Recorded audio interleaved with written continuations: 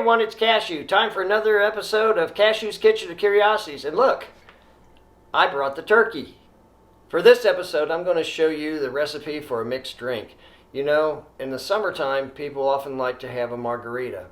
And in the autumn and winter months, they enjoy a whiskey of some sort. Well, we're in August, summer's almost over, we're about ready to go into autumn, so let's mix the two.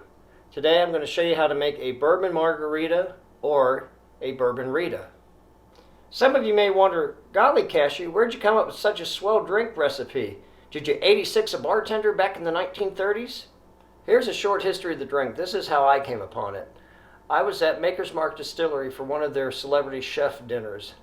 And for that particular dinner, James Beard award-winning chef Rick Bayless was there.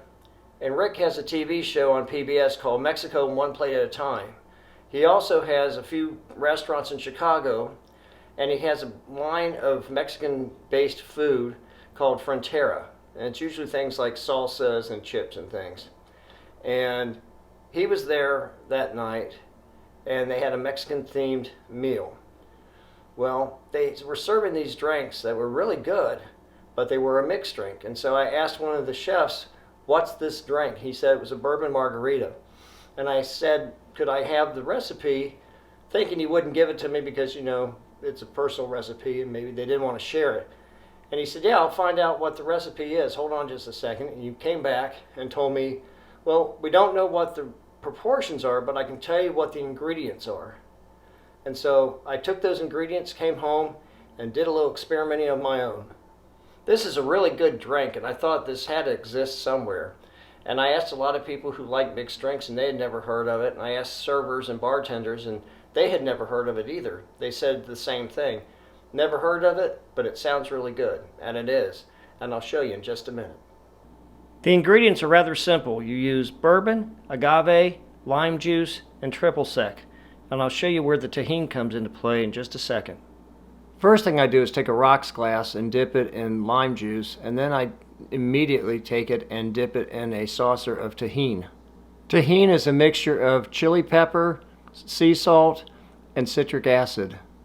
It doesn't matter what order you put the ingredients into the glass, but I like to put the fluids first before I add the agave. That way it's easier to mix. The first thing I do is add 1 ounce of lime juice. Next, I add 2 ounces of triple sec. Then I add 2 ounces of bourbon. Finally, I add 2 teaspoons of agave.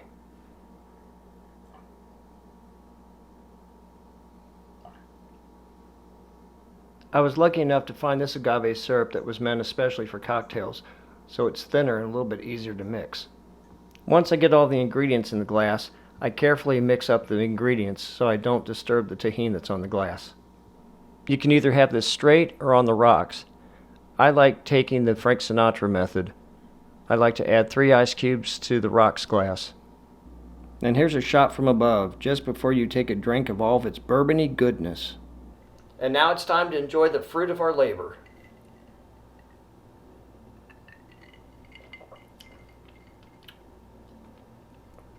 It's perfect, exactly the way I tasted it at Maker's Mark.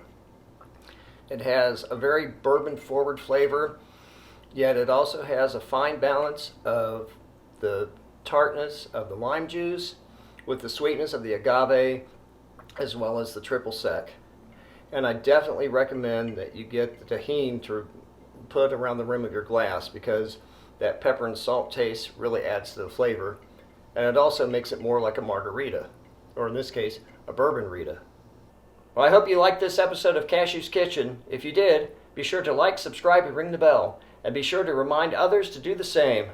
In the description box down below, I'll have the recipe. And in the comments section, if you know of a curious recipe, drink, or food you think might be great for this program, then be sure to put it in the comments section. So until next time, this is Cashew signing off.